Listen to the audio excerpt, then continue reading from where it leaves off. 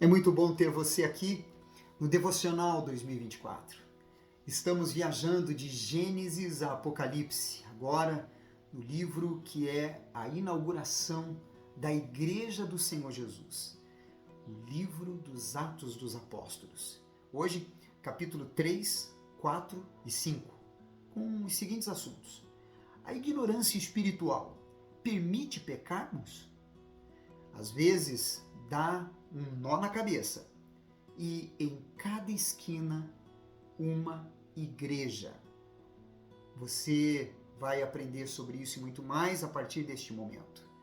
No capítulo 3, no versículo 6 ao 8, quando a palavra de Deus mostra a cura de um coxo, diz que este homem vivia sentado ali à porta do templo e aí Pedro e João chegaram. Diz assim a palavra de Deus: vendo ele a Pedro e João que iam entrar no templo, implorava que lhe dessem uma esmola. Pedro, fitando juntamente com João, disse: olha para nós. Ele os olhava atentamente, esperando receber alguma coisa. Pedro, porém, lhe disse: não possuo nem prata nem ouro, mas o que eu tenho, isso te dou. Em nome de Jesus Cristo Nazareno, anda. E tomando pela mão direita, o levantou imediatamente. Os seus pés e tornozelos se firmaram. De um salto, se pôs em pé. Passou a andar e entrou com eles no templo, saltando e louvando a Deus. Pedro ordenou cura em vez de orar pela cura. Ele tinha por certo que Deus curaria aquele homem, mas não lhe ordenou que fizesse. Todavia, transmitiu ao homem o modo como ele deveria reagir ao milagre de Deus. Como o homem tinha sido aleijado toda a vida, Pedro lhe disse o que era necessário para que a sua cura se tornasse realidade. Então Pedro o ajudou a se levantar. O homem jamais teria recebido a cura de Deus se não tivesse reagido com a fé. Assim você, que precisa de um milagre, deve também proceder.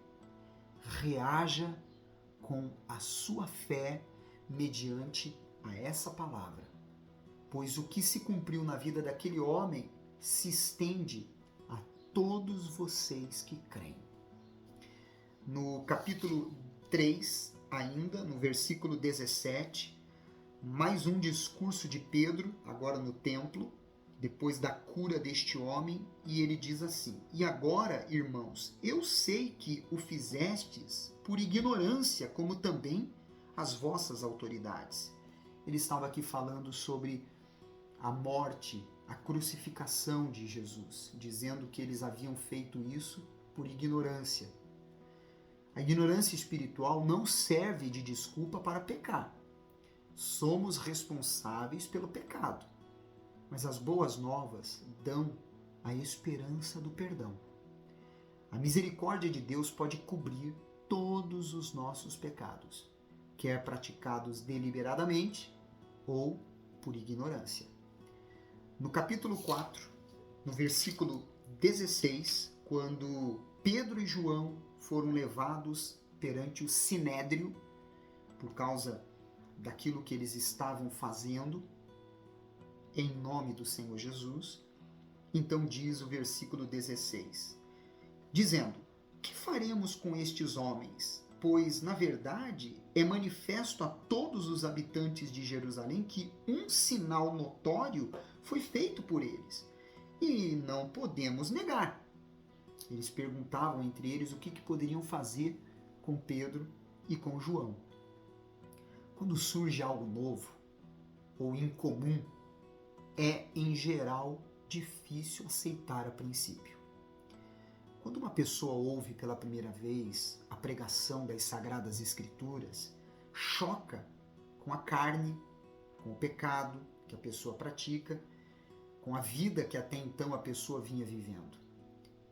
E esse milagre foi particularmente perturbador para eles, por ter sido realizado por meio de homens que para eles eram homens iletrados e incultos.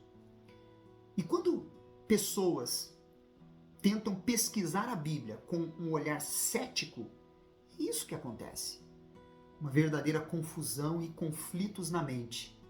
Mas a palavra de Deus por si só convence aqueles que a ela dão espaço.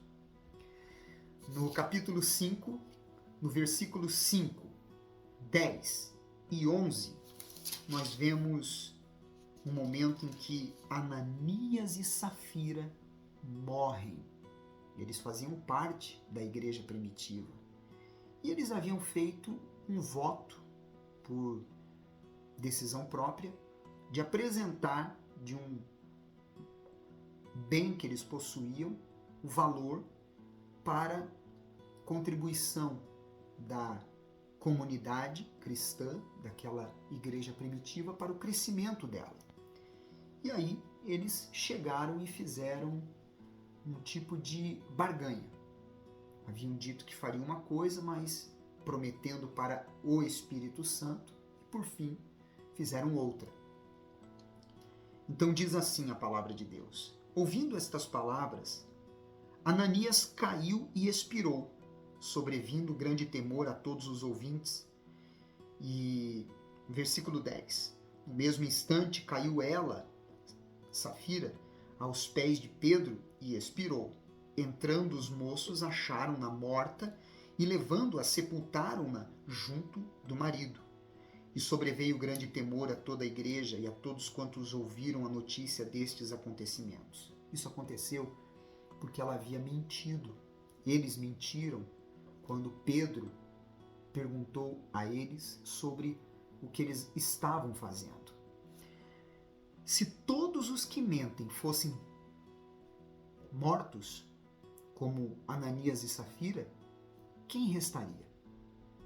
Talvez isso tenha acontecido como uma situação, na verdade, singular, porque a igreja nascente era muito vulnerável. A hipocrisia e o engano sem punição, sempre destrutivos numa igreja, poderiam ter solapado os cristãos. O juízo rápido e severo de Deus ajudou todos os cristãos a manter um respeito saudável pela verdade e pelo poder de Deus na igreja. Hoje devemos ter a consciência de que, se vivemos na mentira, podemos até permanecer vivos, mas espiritualmente já estamos mortos. E para terminar, no capítulo 5, no versículo 34 ao 39, quando começou então aquele comentário todo pelo que os apóstolos estavam fazendo, então um homem chamado Gamaliel, ele diz assim: mas levantando-se no sinédrio um fariseu chamado Gamaliel, mestre da lei, acatado por todo o povo, mandou retirar os homens por um pouco. E lhes disse: Israelitas, atentai bem no que ides fazer a estes homens.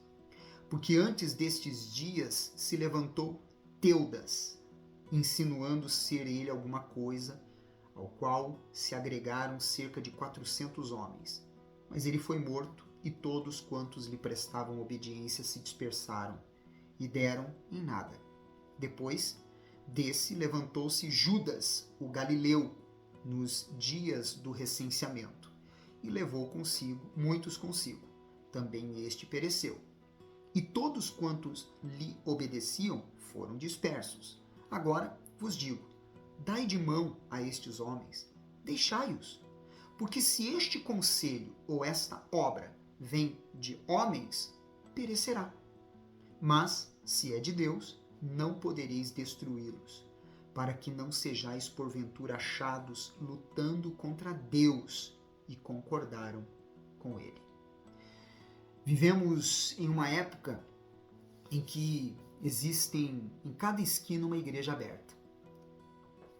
Outros nas redes sociais propagando a palavra, mas como se sabe se este trabalho vem de Deus? só o tempo mostrará. Mas o que cada um de nós devemos fazer é perante aquilo que ouvimos, de quem quer que seja, é avaliar se aquilo que estamos ouvindo está em acordo com a palavra de Deus. Assim, dificilmente você será enganado. Se te ajudou o devocional de hoje, então pega esse vídeo e compartilhe aí com todos os seus contatos e nas suas redes sociais. Amanhã eu volto com você, dando continuidade a este livro surpreendente que mostra o nascimento da igreja primitiva, a igreja do nosso Senhor Jesus, dirigida pelo Espírito Santo. Você é especial para Deus. Eu te espero amanhã.